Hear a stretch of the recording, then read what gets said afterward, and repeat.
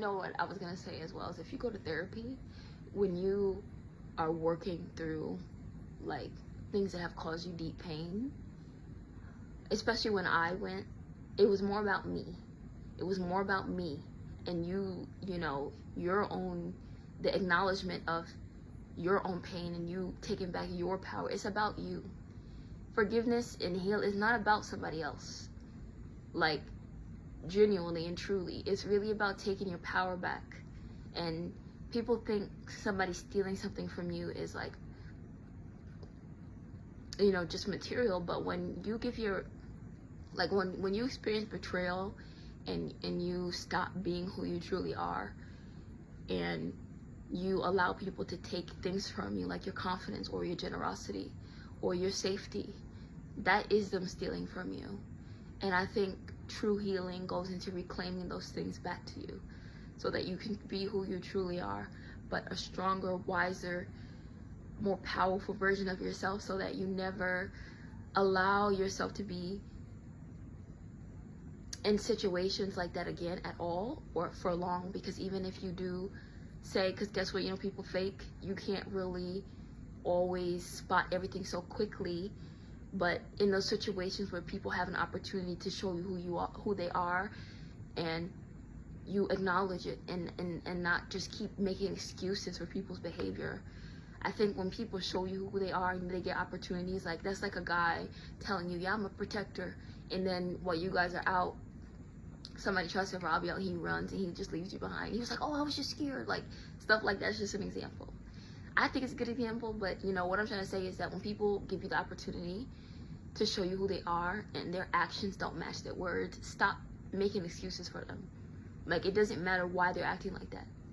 Once you see the red flags, you have the opportunity to choose to proceed or not. And I think it's so important to start setting boundaries and standards for yourself, and that's what I've been doing. And that will really help not to continuously keep getting yourself in these situations. And again, I truly, genuinely think that forgiveness is for you. And it's not about forgiving them. You forgive yourself and you heal from the impact that they've had on you, and you move on. You don't have to forgive somebody for something they did to you, but you do have to forgive yourself for the times you ignored your instincts or your own discernment, or when you knew better and you gave them the benefit of the doubt anyway.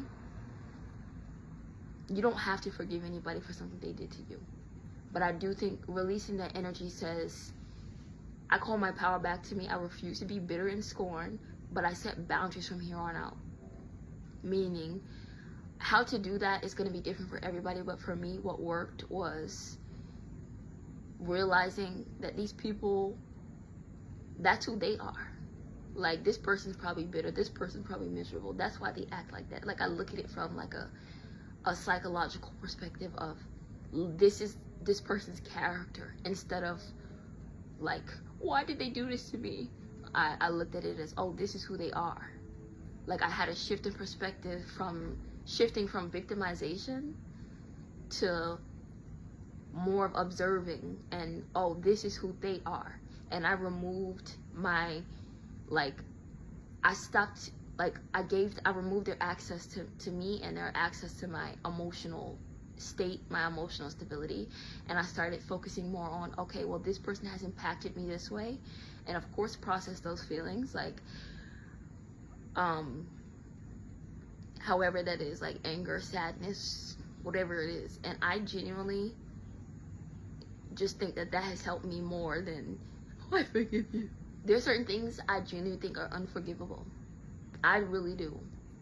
And I don't think that you have to forgive everything to move on with your life.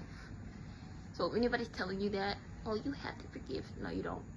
But what you do need to do is you need to heal. And you need to learn from that experience. You need to sit with that pain and that anger, and you need to make it into, like, don't let it make you. You make it something. Like, make it into something. You know how people, they get hurt and they turn their pain into a business, a song. Don't let that anger consume you. Take control of it and use it for something. Use it to fuel you. Let it fuel you and make you stronger, better, wiser. Take control of your pain and stop giving people so much power over you to make you into something you're not.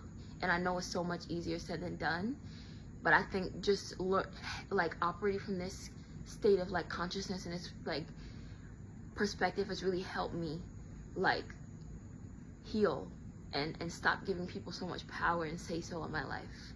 And I say, all right, well, I don't fuck with you, and just leave them where they at, and just continue to do the work on myself so that I don't bring that forward with me, and I still give new people that I meet an opportunity to experience the better version of me.